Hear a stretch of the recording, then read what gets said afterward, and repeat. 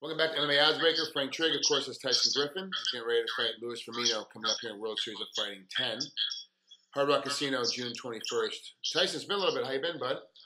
I've been all right, man. Just been coming back from neck surgery and some nerve stuff, and just been working my way back slowly, surely, and ready to go for June 21st. How is it? What takes you the process of that surgery? Well, I don't really know the whole process, but they basically grinded down some stuff that was pressing on some nerves. Luckily, I didn't have a herniated disc, and I didn't have to get any kind of fusion or anything like that, so I guess it's kind of the best case scenario, if you will. How long had that been bothering you before you actually had surgery? Well, it happened in the fight with Jay-Z. I think maybe when I took that first shot at the end of the first round, I just kind of hit my head a little funny, maybe on his hip or something, and I felt like a stinger in my arm going numb and things like that. And then after the fight, it just kept being numb, kept being painful, and then so I just slowly got things checked out, and slowly decided to do the surgery, and then just here we are. But that happened in the first round, and you fought all the way through almost the end of the fight. Well, in the third round before you finally got caught, and it was bothering you severely the entire time from the very moment that you shot until the fight was over. You seemed like you were incapacitated, but you kept fighting on. Yeah, I kind of basically just didn't get to use my left hand, so in the clinch I was like trying to maybe take him down. I was like, I can't really pull on that left side. It was really weird. So when he did get on top of me there, I didn't really have much strength in my left side to push up, and it was just a really weird situation, and the ref stopped it quick, and it is what it is, All right, let's move on. You've recovered from the injury. You're healed up now. Things are going well. Training camp obviously is fine. Were there any issues in the very beginning of training camp as you're trying to get used to having the surgery, making sure your neck was still good? No, the pain, it was there was some pain in my neck because the nerve was getting pushed on, but it was more some function, the strength that was really I guess humbling. So it's been a long road to get my strength back, but it's there, and I look forward to keep getting stronger and stronger, and pushing forward and getting more fights more regularly, and getting more active. Was it time that you needed to get it healed back up again? Like sometimes you get these surgeries, meaning that no matter what you do, it's just going to be time before it's ready to go? Or was it just an issue of having to get back in the gym and getting your neck working again so you build the muscles up around it? Yeah, no, the muscles and everything were fine in the neck. It was nerves. Just waiting on the nerves to kind of do their own thing, which unfortunately the more I push, sometimes the more I got issues with muscle spasms and things like that. So it's just kind of like less is more, listen to your body type of thing. And so just been listening to the doctors and trying to push as hard as I can when I can. I've been following you on Instagram and seeing what you've been doing. You're doing something with diets now, with food? Is that right?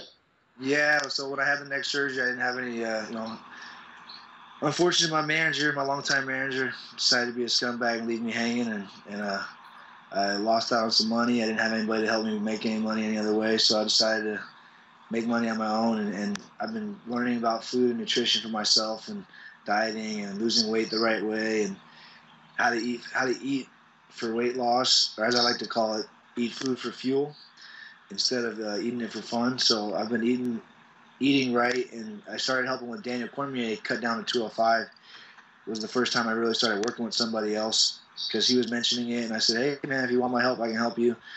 He was talking with Dolce, I think, a little bit, and I was like, yeah, just pick somebody, man. Dolce knows what he's doing too. I know what I'm doing. Just got to decide somebody and listen to one person, and it'll make it easier for you. So I made a lot of his food, basically cooked food every week for him for his first fight at 205 for Pat Cummings, and then helped him with his weight cut. And then outside of that, I started working with a gentleman named Bill, he's actually over 400 pounds, but while he was over 400 pounds, completed 4 triathlons. And so he's actually got a crazy drive, but just didn't understand the food stuff. He's been through the ringer like I was, trying different fad diets, and I linked up with him through one of my strength and conditioning coaches, and so I've been cooking for him every week now, going on maybe 10 weeks now. So his weight loss has been going good, and I've just been trying to share what I know, and I use that to basically almost support myself to try to get back, because nobody wants to sponsor somebody that's not in the UFC anymore. Yeah, I know. Money's tight all the way around, and it's unfortunate because even on World Series of Fighting, you're on TV, you're on NBC Sports, but it's still not the UFC, and so people are having a hard time jumping in. Now, you helped Cormier with his last weight cut against Henderson, correct? Yes, I did. I helped him. So I made all his food basically for the week of the fight. Still have a house there in Vegas, so I went out there and ran to Whole Foods real quick, and I made a bunch of food for his whole week. So that way he's eating right, eating low salt, and that way his weight cut would be real easy. And then I made a bunch of food for after weigh-ins, and pack all the salt back in, hold the water back on. And so yeah, I helped Daniel Cormier with that weight cut as well, and trying to help educate him as well, so eventually he doesn't have to have my help. And for people in the wrestling community, we all know that Daniel's a horrible eater. He's always been incredibly athletically gifted. He could legitimately do anything he put his mind to, but he just could never eat right. And so for him to be able to make weight and destroy, let's be honest, and destroy Dan Henderson the way that he fought him is a huge accolade for you, because he looked great. He obviously felt great the way he was doing stuff. Yeah, he was complaining about making weight like we all do. But he looked amazing when he stepped on the scale, and looked amazing when he stepped inside the cage, and improved with athletic performance. He did well. Pat Cummings, we figured he was going to be able to do that because Pat Cummings is not, Daniel's just that kind of guy. But against Henderson, that's a huge accolade for you, too. You obviously put a lot of good stuff into his system because he looked great the entire fight. And that's the other thing is I've learned about what's good for your blood and what's good for performance, and not just what's good for weight loss. So part of the dieting, part of the stuff I do is to help you feel good and help you have lots of energy throughout your day, not just lose weight and get your results. I want you to make sure you're having energy and be able to attack, whatever your dreams are, whatever your goals are. Like I told Daniel, you got to make sure you're eating the right food so that we have enough energy to burn the fat in your workouts. You don't want to pull back on food and worry about your calories, so that way you're losing weight by calorie counting, because that's not going to help you perform as an athlete. There's different ways of weight loss, and we do it actively, not passively. Well, if somebody wanted to get you to have you start cooking food for them to help them out with their diet, how do they get a hold of you?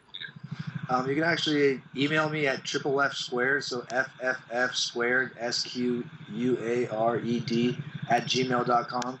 And I've been doing some online coaching as well, where I'm not cooking for them, but sending them recipes and trying to help them that way. The last couple of weeks here in my camp, I'm trying not to take anything else on because it's kind of been hard to try to keep up with cooking for myself, cooking for other people, trying to go get my medicals done, do interviews like this. So it's been a handful lately, and it's been keeping me busy, but it's also kind of been stressing me out. So I gotta try to figure out a way to balance it all out.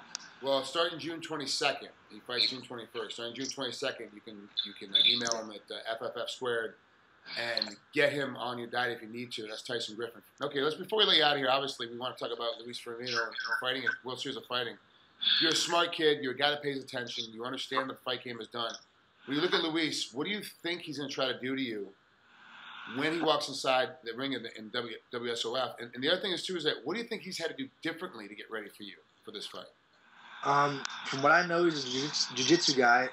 His base is jiu-jitsu, and I don't think he's going to really do anything different. I think he's going to, he trains at the Blacklands with Jay-Z there, so I bet he's watched the Jay-Z fight and was like, hey, well, I'm going to take him down, beat him on the ground. That's exactly what I'm going to do. So I imagine that's what he's going to do. It reminds me of all the other fights in the UFC. Everyone tries to take me down because, I'm very confident in my stand-up. I think I hit pretty hard. I think I kick pretty hard, so I don't think he's going to want to stand up with me, and I think he's going to take a note out of Jay-Z's book, out of that fight. I think he's going to try to take me to the ground and beat me on the ground. So I'm ready to fight everywhere. I'm ready for some hard scrambles, and we'll see if he can keep up with the pace, or let's see if he can't get tired. When you used to live in Vegas and were training Extreme Couture, you were one of the few guys that could kick, and I still couldn't take you down. You have such good timing on your kicking and so much power, even for a smaller guy, that it still was very difficult to take you down. Most guys, I take one kick, absorb it, grab the leg, and take him down. But you were so quick with getting your leg back, it didn't do me any good. I had to be real cautious because I get caught with the other leg as I'm trying to chase the kicking leg, because you get it back so fast, and the other leg would catch me in the face on the way in and be a knockout if we weren't wearing pads. I don't think that he knows that. I don't think he sees that and think, good thing this isn't going to show up until the week of the fight, so you have to worry about it till then. But I think it's the same thing's going to happen. He's going to look at the Jay-Z fight and go, this is what I need to do.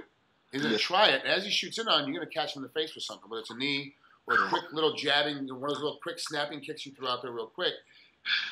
Do you still have that innate ability? Because I haven't seen you train in a long time. Yeah. You still have that innate ability when you know that, hey, look, my partner's hurting. Because you have the ability in a fight to end it really quickly. You know that your opponent's hurting, and you jump on him, but you also have that same ability in practice to know, hey, my partner's hurting, I got to back off. because I don't want to end my guy's career for the week. I need him to be here on Thursday. It's only Tuesday. You know, do you still have that great? And it's not taught. It's something that you just know. It's just some attitude that you have. You still have that? Yeah, I mean, that's something that I've been actually trying to work on, is being a little bit more mean now. So that's something that I'm trying to make myself do more, is actually take advantage of when they're hurt. You know, be a little bit more selfish.